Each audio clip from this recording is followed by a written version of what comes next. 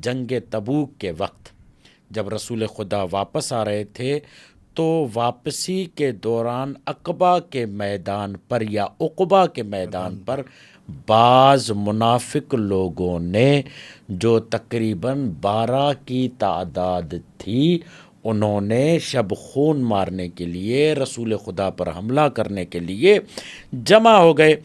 یہ معاملہ رسول خدا کو اللہ نے بیان کیا، اور اس میں جو مہار لیے ہوئے تھے وہ عمار یاسر تھے، اور حذیفہ پیچھے سے اس کو ہانک رہے تھے، اور یہ تمام معاملہ ہو رہا تھا۔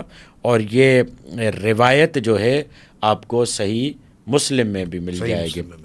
صحیح مسلم میں اس انداز سے ہے کہ جب پوچھا گیا رسول خدا سے کہ وہ 12 منافق کون تھے، تو یوں کہا گیا فی اصحابی اسنا عشر منافقن، کہ 12 صحابی تھے، منافق تھے، فیہم ثمانیۃ لا یدخلون الجنہ، اس میں سے 8 لوگ تو جنت میں داخل نہیں ہو سکتے، حتیٰ یلج الجمل فی سم الخیاط، یہاں تک کہ وہ 8 لوگ جنت میں نہیں جائیں گے یہاں تک کہ اونٹ سوئی کے ناکے میں گھسے، یعنی ان کا جنت میں جانا محال ہے۔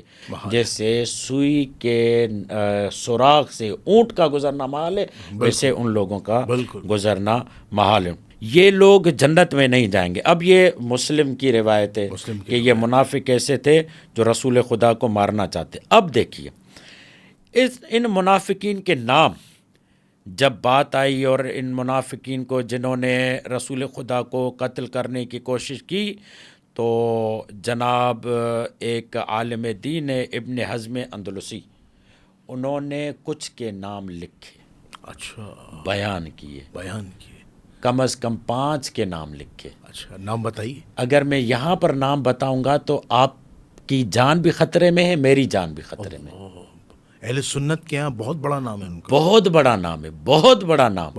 اچھا، اب میں کیا کرتا ہوں، اب یہاں پر آپ پرائیویٹ میں دے دیں گے؟ آپ پرائیویٹ میں دے دوں گا، یہ تو میرے پاس اسکین موجود ہے نا، یہ دیکھیں، یہ اسکین ہے، اچھا یہ اسکین موجود ہے، دیکھیں، پرائیویٹ میں دے دوں گا یہ کوئی۔ اچھا، آپ اس بات سے اتفاق کرتے ہیں کہ میری پچھلی پوڈ کاسٹ میں انور علی نجفی صاحب کے ساتھ پوڈ کاسٹ ہوئی تھی، انہوں نے کہا تھا کہ اگر ہم نام بتا دیں تو قیامت آ جائے گی، لرزہ طاری ہو جائے گا۔ تو یہی تو میں کہہ رہا ہوں۔